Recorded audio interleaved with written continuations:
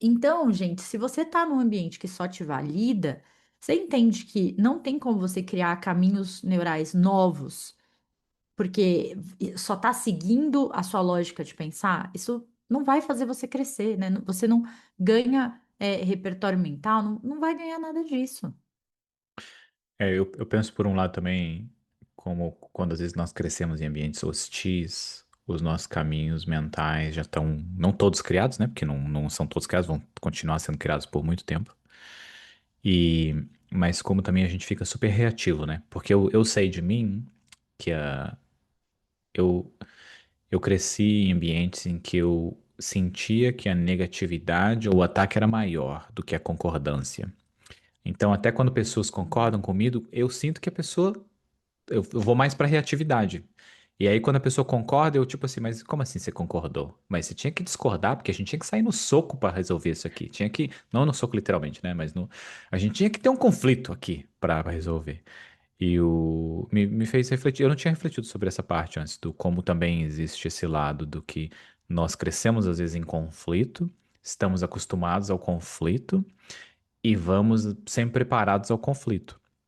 Eu chamo, indo por esse outro lado que você disse, né? Que a pessoa está sempre positiva e sempre dando elogio. Eu chamo de positividade tóxica, que é quando a pessoa só tem coisa positiva para dizer e coisa positiva para falar. A vida não é tão simples assim. A gente não pode ver nem só no negativo e nem só no positivo. A gente precisa dos dois lados.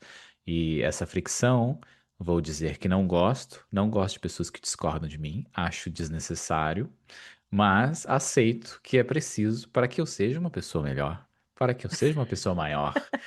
Porque eu sei que quando pessoas discordam de mim, eu já fico na reatividade ali de tipo, já tenho que me preparar, já tenho que me defender.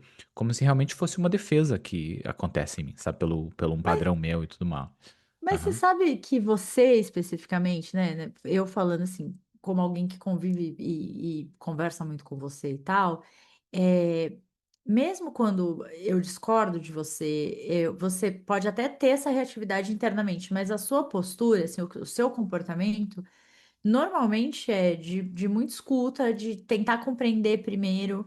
Eu não sinto, você pode ter essa reatividade interna, mas para fora, isso não aparece. O que eu sinto é que quando a gente discorda, você tem sempre uma postura do, deixa eu tentar entender aqui o que você está dizendo. Então, tem uma validação do que eu estou dizendo primeiro, e aí eu me sinto confortável para explicar e tal, e você faz perguntas, não sei o quê. E mesmo se você continua discordando, é, eu sinto que eu fui ouvida, sabe? Não tem Uhum. tipo, sabe quando uma amiga minha tava falando que ela se incomoda muito com uma pessoa que convive com ela, que ela já começou a falar, a pessoa já tá fazendo assim com a cabeça. Sabe? Já, Balançando, tipo, né, pros lados, né? tipo, meu Deus, me deixa terminar, que a pessoa já tá. E não é assim que, né? Você não tem esse comportamento. Então, eu acho que isso facilita muito o diálogo, porque eu vou sentir que, tá, eu fui ouvida, ele entendeu, ele pode continuar discordando, mas eu entendo que ele me deu espaço aqui, eu me sinto respeitada, sabe? Uhum. Eu Parabéns, sei. Bruno, você arrasa. Obrigado. Maravilhoso. Obrigado, terapia. Obrigado a todos os choros e o tempo investido. Mas eu sinto que essa reatividade minha, ela é diferente. Eu tenho ela dentro de mim, mas eu percebo justamente isso que eu aprendi, de que quando ela vem, eu espero para entender o que está acontecendo ali. Porque não é sempre que ela vem automático nessa reatividade, nessa coisa, né? Vamos dizer, no episódio passado, esse tema surgiu porque eu disse algo e Cíntia discordou imediatamente do que eu tinha dito.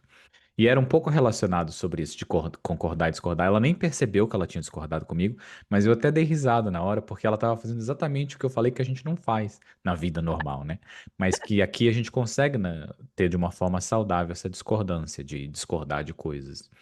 Mas como que a gente, de alguma forma, a gente não aprendeu isso, né? A gente não aprende a discordar. Eu lembro de relações com adultos que era, o adulto sabe mais, eu tenho que calar minha boca e tenho que fazer. Porque o adulto tem dois empregos para conseguir pagar as contas, porque o adulto não tem tempo. Então, quando a criança vem encher o saco, que ela não tá enchendo o saco, né? Mas quando ela vem pedir atenção e pedir afeto e tudo mais, Tem adulto que não tem tempo. Então ele vai pela parte principal que é, Pela faz o que eu imposição. digo porque eu que Ah, mando, pela imposição. Isso. E aí a gente cresce o quê? Que a gente cresce impondo. Alguém vai impor sobre a gente e a gente vai impor sobre alguém. E a vida vai ser esse conflito de eu imponho ou sou imposto, ou vice-versa. E vai acontecendo. E quando que a gente aprende a conversar e a ouvir? Aí o ambiente de trabalho. O ambiente de trabalho a gente é coisa que tem que ser tudo positivo, que não pode discordar, que assim, tem que todo mundo concordar, que tem que fazer tudo que tem que estar certo, tudo positivo. É tipo, não, tem coisa no trabalho que a ideia é uma merda. E como é que você vai discordar? Ao invés de só fazer aquela ideia merda porque alguém mandou.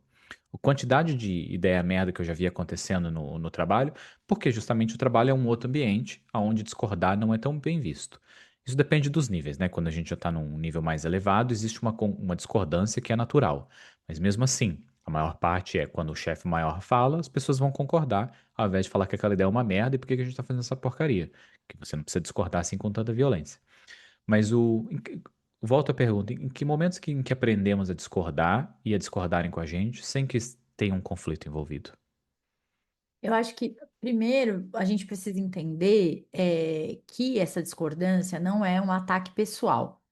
E esse é o risco de viver na bolha. Quando a gente vive na bolha, a gente entende que ser amado, ser gostado, ser benquisto é ser concordado. Então, tudo que eu falo, todo mundo concorda, isso é amor.